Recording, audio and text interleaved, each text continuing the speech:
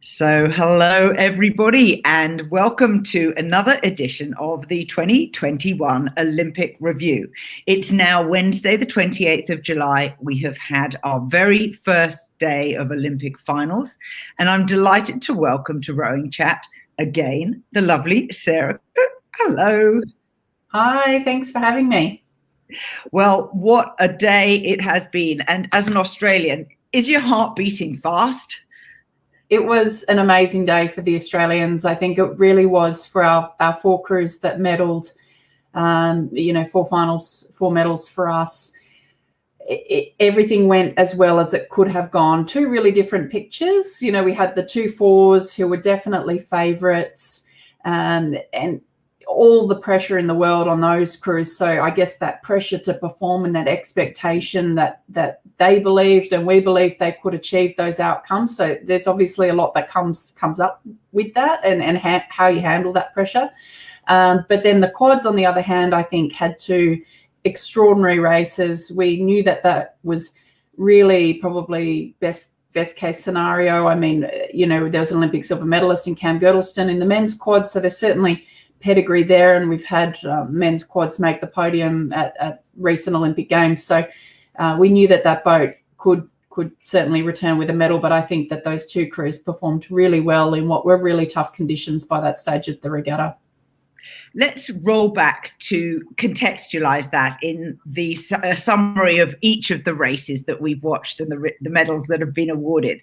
So let's kick off with the women's double sculls race. We ended up with a win for Romania over New Zealand and the Netherlands. How was that race? I thought the Romanians were stunning. I mean, they were my tip coming in. They certainly haven't disappointed in any of the lead-up races, and their final today, they just owned it from woe to go. I mean, it just looked like they had one target in mind, and that was to win the gold medal, and at no point did that race look comfortable for them, but they were a real show, I think, in just being completely driven on one outcome, which they were able to achieve. And a great result, I thought, for the Kiwis, that new combination. I mean, I thought, is this risky, changing your world championship winning combination coming in? But I don't know that anyone could have beaten those Romanians, and I thought the Kiwi boat did a really good job to pick up the silver, and the Dutch had a great road to take the bronze. I think this is one of those moments where the fact that we've had a gap and we haven't had a World Championships last year and the disruptions in training just really show that, the poor people who did the seeding for the regatta had so little information to go on. It was an impossible task. And, everyone said, why do you change a winning combination? Well, we don't know, but there was clearly good reason. And I think it's been vindicated in the New Zealand case. Absolutely. No, Hannah Osborne and Brooke Donoghue did a fantastic job and had a great race. Like I said, to take the silver medal, I thought that they performed exceptionally well. Let's move on to the men's doubles. So here we saw a win for France over the Netherlands and then China in third place. Now, this was probably the closest race of the day. It was unbelievable, wasn't it? I mean, I was watching China there in the third quarter because they looked like they were out of it. They were sort of dropping back to fourth, and I thought, oh my gosh, what an upset this will be for them to not make the podium. But then it was like they found another gear, got themselves back into medal contention. But the composure of the French, I mean, the Dutch went out, and I thought, maybe I've made the wrong pick here with backing the French, because a few of my colleagues had backed the Dutch to take out the gold medal. But the composure of that French crew, and I think I was listening to Martin Cross's commentary, and he said they were just a masterclass in terms of technique and how to row a double. And as you watched the pictures of them, particularly the slow-mo pictures afterwards, I mean, it was faultless. They were absolutely dominant, and it was great to see them take that win. I felt for the Dutch because they led for a big chunk of the race, but yeah, a very measured, very controlled and well-deserved win to the French men's double. Yeah, the way that the lead changed hands in the Red Boys in the last 250, I mean, that is real mental. As you said, the word composure is right, but that it can't have felt composed to the people in the boats. They went again, and it was 0.2 of a second on the line. That's amazing, isn't it? yeah. And it's funny when you talk about composure, because this is always the thing at the Olympics, right? Is for the non-rowing people who become rowing aficionados for 14 days every 4 years. They go, but the rowing looks so easy, like you're all in time and it looks fine, and then you cross the line and you're falling out of the boat, and they're like, is that a bit of a put on, because you find one stroke and then you're not the next. So it is sort of a real issue with rowing, that it just doesn't look as hard as it obviously is. I did see a great thing on Instagram that said, just for context, in every Olympic event there should be a normal person, like a non-athlete, doing the same exercise, just to contextualize what it is that you're seeing on screen. And I think that would be really good with rowing. I definitely think so. I was thinking something similar watching some of the action in the pool the other day and thinking, if I was down in that empty lane, they'd have probably done 1 3/4 laps before I got to the end, Absolutely. Let's move on to the fours. I so want to do the women's four first. I am so pleased that this event is back in the Olympic schedule. And of course, a standout win for your girls, 6:15:37. That was great. It was incredible. And I mean, they were favoured to win. They were certainly one of our top boats. And they had all the pressure on the world in them, and obviously it was a big call to double up Annabelle and Jess in the pair and the four, and I'm sure we'll talk about that later, but for the program to change the way it did, and for them to find themselves with the four final and the pair semi coming up only 3 hours later, because they did look very composed even in the last parts of the race, with the whole fleet coming down on them. You sort of thought, oh, are they trying to hold something back for the pair? I don't think that would have been the case at all. I think you race the race you're in, and that certainly explains why what happened in the pair a bit later did happen. But it was sort of like the Kiwi double.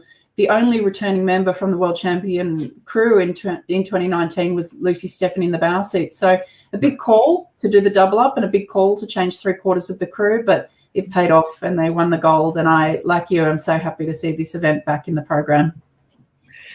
Big kudos to the Netherlands. They were 0.4 of a second behind Australia. And then, of course, the first ever Olympic medal for the Irish women's squad as well. I know there's going to be some major parties in that country tonight. Oh my gosh, aren't the Irish team just on fire, more broadly? I know it was very disappointing to see the Irish men's double in the B final this morning after winning the silver in 2019. I think we expected to see them in the A final, and there's a lot of expectation across the Irish team. But when this crew burst onto the scene at the final Olympic qualifiers, they popped up as a real medal prospect, and I mean, they just came through with it today, and it was so wonderful to see such a class crew. I'm sorry if you can hear some noise around. I have 2 miniature dash hounds who insist on fighting one another while I'm doing broadcast. Sorry, everyone. I think we'll just add it on to that meme about things happening in the background in Zooms. Don't worry about it. They sound lovely. We'll introduce them at the end. Let's continue the story of Australia's extreme success today with the men's straight four. Another win for the boys in green and gold. It was amazing to see those guys come through. I mean, after the disappointment of the result in 2019, where, of course, they missed out on the podium after having been on the podium in 2017 and 2018, and not just on the podium, in the middle of the podium, more importantly. So that was a huge knock for those guys. And obviously they've had 2 years to recalibrate. We saw the crew largely returned to the World Championship crew from 17 and 18. And of course, Alex Purnell coming into the bow seat, replacing Josh Hicks, who was previously in that crew. But what a great race. And the men's four really has been, I think, a tale of two nations, hasn't it? It's been Australia and Great Britain since 1992, of course, the awesome Australia, 92 and 96. The Brits taking it from 2000 till now. And it was all about those two crews. And sadly, the British crew unable to get onto the podium today. But the Aussie men, I thought, was a really interesting way to race. I mean, boy, they came out in a commanding lead in that first 1,000. obviously knowing how fast that second half of the race would be. But in the last 250, when the whole race came back on them and those three crews were there in a line, they were under immense pressure and managed to just hold their composure and take that win. But it was all happening behind them in those last few hundred meters. There's nothing like a screaming tailwind for really challenging the sort of race planning and the sort of responses that you are capable of delivering, you know, as the race develops around you. One of the things that I decided to go back and replay over the race a second time was to try and work out what happened with the British nearly crashing into the Italians as they're coming up on the line. And it was quite clear that it was Australia, Romania and Great Britain in a line, Australia slightly leading, but, you know, they were going into the last 500. And I spotted the Italians start to sprint. And I think it's well known that Italians can do crazy, loopy, high rates, you know, they do it. And so you see them start to sprint, and then the tiny graphic comes up and it shows the speed of each of the boats. And it takes a while before that starts to translate into them closing the gap. So they were basically 3 lengths down at halfway. There was Australia, who had a length on Great Britain, who had a length on Italy. And so, you know, mentally you write them off. And then as they were coming down towards the line and the Italians were closing, I had a really close look at what was going on in the British crew. And they had steered too close to bow side. They were quite close to the bow side boys. And whoever was steering oversteered away and pointed their bows basically towards the Italians in the adjacent lane on the other side. And so the inevitability of, you know, making then a further correction, you can't tell if one side's pushing harder than the other, but it was really clear that they were horrified to see how close they were to hitting the Italian boat, who fortunately seemed not to miss a beat. But I mean, it's a hideous disappointment to a crew, but it just goes to show that there is so much that goes on and can go on and may or may not eventuate, that I don't even know that I've ever even heard of a crash in an Olympic final before. Have you ever heard of a crash? Not in an Olympic final. And I mean, I've heard of it and seen it happening in the earlier rounds of blades clashing. And I've almost done exactly the same thing at a World Championship final in the women's pair in 2007. So I empathise with the situation. But certainly not in an Olympic final have I seen something quite like that before. It was extraordinary. And that's what I thought had happened, that there was a drift to bow side, then an overcorrection. But I mean, if the British hadn't have stopped, they would have hit the Italians. It was quite dramatic, and they just avoided a major shipwreck. And I was asking someone today, I don't even know what would happen in that case. Would they have to do a re-row, or would I don't know. Well, I put it out on Twitter, and the lovely Chris Anton, who is an umpire, feaster umpire, replied. And I said, you know, what would have happened if the Italians had protested? Because, you know, when the margin was 543.13 and 543.6, you know, that's the difference between Romania and Italy. You know, reasonably, if they hadn't have missed half a beat because of a crew coming at them. And he said, it's very straightforward. You know, if any crew can protest a result and it gets investigated. And if, you know, it was found that, you know, the result, that they'd been impeded in some way and that a change could have happened to the result, you know, then it's up to the umpires to decide. Clearly they didn't appeal it, but, you know, a re-row of an Olympic final would just be horrific. I mean, carnage. I could not even imagine such a circumstance, you know, and the way that the Aussies raced as well. Would you get away with that twice? I really don't know, but luckily it didn't come to that, and the Italians had a spare on board as well, which kind of makes their bronze medal even more extraordinary. And I looked at my notes just now. They were rating 44 at 1,500 meters. Can't say I've ever done that in my life. Right, let's move on to the quads. Firstly, we got the men's quad Again, a really eventful race, but the result was Netherlands beating Great Britain into silver with Australia in a bronze. It was amazing. I think the Dutch were certainly the crew that everyone was tipping. You know, we thought it would take a major mishap, and well, to be honest, we almost saw some today. The Dutch caught a little bit of water off the start, but managed to compose themselves. The Australians caught a bit of a crab there, which I thought was going to be enough to put them out of it, but luckily they managed to sort of recompose themselves. And then, of course, the Italians catching a massive boat stopper. We didn't get it on camera for our broadcast. I'm not sure if you did, but I heard that it was sort of riggers under the water and really, really bad. So you feel for those crews that suffered really serious mishaps today, and there were a few. Yeah, I managed to get a screenshot of the crab just off the television. I'll see if I can pull it up full screen. But it was just a genuine, massive, oh my God, hideousness. It was the 3-man. So here we go. I'll just show you what the picture looked like. That's what it looked like. And you can just see the 3 guy, I think he must have feathered underwater. And it's just a total lurch down to the stroke side. He's looking, the others aren't, because, you know, they're not expecting it, but he could probably feel it was happening. And their bows just disappeared out of the race, as Martin Cross called it. So, oh, what's happened to the Italians? And sadly, of course, they didn't really recover, which is a tragedy, really, because they were right up there in the boat race.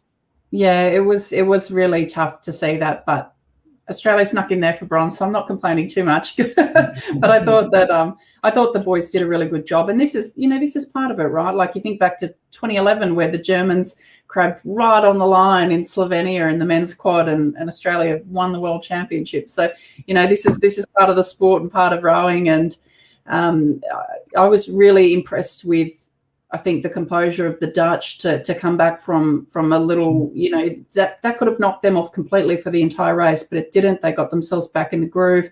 Same with the Aussie boys when they had their bit of a catch of the water. I thought that they did a great job to stay composed and keep moving. And of all of the boat classes, those sorts of those sorts of conditions, I think the most difficult boat is the quad, in my view, because it's so fast moving, and those little blades and the precision that's needed. I really think that, in my view, that's the hardest boat to row in conditions like that. So the crews that ended up getting there, I think, did a great job. Of course, we then followed with the women's quads, with again an Australian bronze medal behind Poland in silver and China. What a barnstorming win for China. 6:05 compared to 6:11 for silver. Unbelievable. I mean, the Chinese were the hot favourites, world champions in 2019, the first Chinese crew to win at Henley Royal Regatta that year as well. So they've just been such a dominant crew, coached by Australian Paul Thompson. So, you know, take a little bit, we can take credit for that. But they have been such a dominant crew. I would have been truly surprised to have seen anyone challenge them. But to see, the Aussies, I thought, were just... that just blew my mind. We've had a group on Messenger of all of the Australian women who we can get in touch with who've rowed in the women's quad at a senior level at a World Championship or Olympic Games. And so we've been following the quad and doing group calls during their races and sending them messages of support. So it's been really lovely, because this was really an underdog crew. They were pretty much the bottom-ranked women's crew selected. They went to final Olympic qualification, which they won. They didn't look, you know, great after their heat, but through the repechage, they just got better and better and better down the track. And I thought, you know, making the A final is such a great achievement for these girls. And if they could sneak in for 4th or 5th, I thought it would have been a great outcome. But for them to get on the podium is just extraordinary. There's a couple of really young athletes in there who we're going to see a lot more of, particularly Rhea Thompson and Harriet Hudson, possibly still under 23 even. So some really talented young athletes, all debutantes at this Olympic Games. So fantastic to see. And I was just, probably of all of the results, that was the one I was most delighted for those girls. Well, thank you for all the support of your wonderful, can we call you the quadettes? Yeah, that's good. Let's go on to talk about the semi-finals and the pair. So the regatta schedule got reorganized. I noticed very subtly that up till now, every event they've raced the women first and then the men second. And World Rowing have quietly reversed that. So actually the men's quad raced before the women's quad. And then throughout these semis and the later reps, they all did the men first. I'm guessing that was to enable the Australian women's pair to maximise their rest and recovery? Or do you think I'm just being soft? No, I think the same thing happened the other day with the Kiwis, with the pair and the 8. I think they reversed the 8s that day as well. So I think that there was a precedent for that happening because they must be the only 2 crews doubling up at this regatta, the Kiwis in the 8 and the Aussies in the 4. So that wouldn't surprise me if that was deliberate for that purpose. And I would think the schedule being markedly changed would be grounds to request something like that in both cases. But again, I guess it's something that you have to expect. I mean, we're an outdoor sport. It's not unprecedented for racing to get postponed, cancelled, compressed. You know, we've got plenty of examples of it happening in the past. So it is always a risk. And today, unfortunately, for the Australians, it was a risk that didn't pay off for our women's pair. They have been blindingly fast here in Australia. I mean, just their prognostics at our simulation regattas have been easily top of the team. They've been incredibly fast. But it's clear that in a semi-final like that, you know, people are racing for their lives. And that Greek performance was just unbelievable. I mean, I saw a shot at 1,500 and I thought, how do you come from, I don't know, 3 or 4 lengths down to winning in 500 metres? It was quite extraordinary and clear that the Aussie girls just didn't have the legs to be able to get through. Yeah. I also thought that, you know, the luck of the draw, there's a structure to how events are drawn, but basically New Zealand and Australia were always going to be in separate semi-finals because they both won their heats. And it just worked out that all of the tight racing was in one heat because, you know, Greece, yes, let's call them a wild card, but a very impressive performance and not to take anything away from them. But, you know, Great Britain and Canada, total pedigree crews, whereas we've never seen the Russian crew or the Spanish crew who were in the heat with the New Zealanders. We haven't seen them on podiums in the last couple of years. And so New Zealand was able to easily dominate their semi-final. And you feel if Australia had been in the other heat, it might have been somewhat different. Yeah, they absolutely got the tough draw. I mean, if coming into this, if you're going to pick 4 crews that could go for the podium, it would be Canada, GB, Australia and New Zealand. So to have 3 of those in one semi, it was always going to be tough. And like you said, the Greeks were a total wild card and pulled out the race of their lives so far to get into that A final. But it shows you what that means. And maybe they were cognizant of the weakness that would exist with the Australians having raced only 3 hours beforehand. I'm not sure if that played into their tactics and what they thought they might be able to achieve in the last quarter of the race. But, I mean, not to take anything away from Annabelle and Jess. I know they'll be gutted not to get through to the A final in the pair, but they're Olympic champions in the women's 4 and they're just extraordinary athletes. Let's look at what's coming up for the rest of the regatta. There's a couple of really big rowing nations who have been somewhat whittled down. So you've already said today was Australia's big day, and you know you've got the women's 8 and you've got a men's 8, you know, to come later in the week. But looking at Great Britain, they've got a women's pair, women's 8, men's 8, and a women's single. But really, they haven't shown much form yet on the medal podium, which is, I think, somewhat unusual. I mean, it seems 4th or 5th seems to have been their pattern for today. Yeah, I think that men's quad did a great job to get up for second. I wouldn't have tipped a podium for that crew. I think they had the capability to, but they hadn't shown the consistency to. So I thought that was an extraordinary row from the Brits to do that. And don't forget the lightweight women's double, who I really think are showing themselves as a possible chance to even take it out. I think it's, you know, really looking like the Dutch and the Brits are the two to watch in that event. But as we know, pending conditions, anything could happen. But the girls have certainly shown some form this season. But yeah, look, I think the British men's 8, they're my tip for this regatta, and they've just seemed to be struggling to find that gear. And in Lucerne, they were so impressive. So I wonder if, with one more race, they were better in the rep than the heat. Will they get back to previous form? I guess, the Kiwis today were just so impressive in that men's 8. So I really think making the podium at this stage for Britain is going to be a really tough ask in that event. But we're maybe not seeing the dominance that we have expected from GB, but I guess in recent Olympics, certainly Rio and the way it's sort of shaping up here is that we're seeing a much wider spread in nations that are winning gold medals and winning medals. So rather than particular nations sort of absolutely dominating, we're tending to see more of a spread across world rowing, which, as much as I'd love to see the Aussies win everything, is actually really cool to see a big variety of countries performing well and performing strongly. And that's what you want, because that makes it all that more meaningful to know that you truly are the best in the world. I would certainly echo that. And so looking ahead, we've got some really strong races coming for America and Canada in the pairs and the 8s, and America's also in the lightweight women's doubles event. And I think that, the Netherlands has also been a squad that has come to this regatta with finals capable crews almost across the board. And the thing about the Dutch is they pull it out of the bag in the Olympic year. And, it is a little bit of a joke that they can only hold it together and not have so many arguments. But either way, I've been fantastically impressed with how prepared they have been as a whole squad.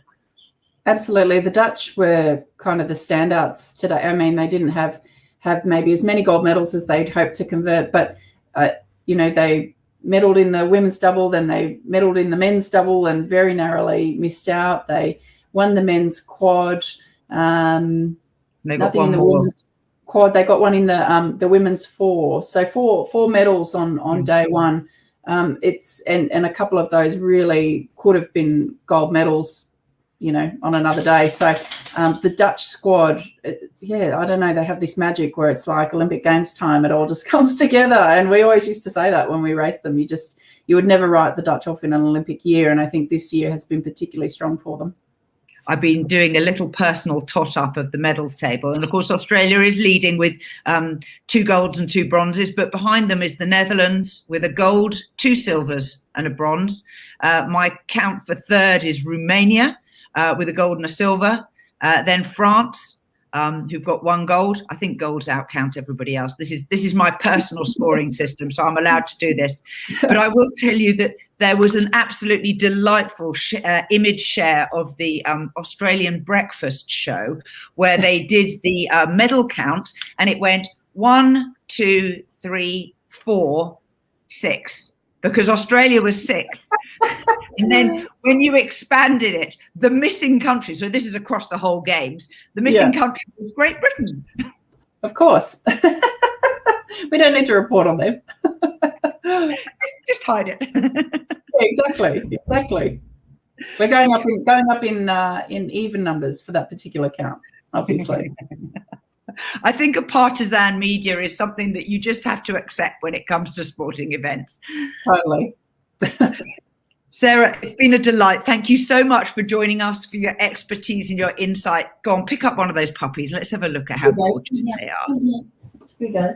I got one for you. This is Banjo, everyone. Oh, Banjo, you look gorgeous. No, he's not screen ready. You'll have to train him. No. They're very photogenic though. So I'll have to post some more things on Instagram of them. Thank you so much for your time. And to all of our listeners, join us again tomorrow where we'll be doing a review of the Thursday medals and again on Friday. You're going to be delighted with who my special guest is. Till next time, bye-bye.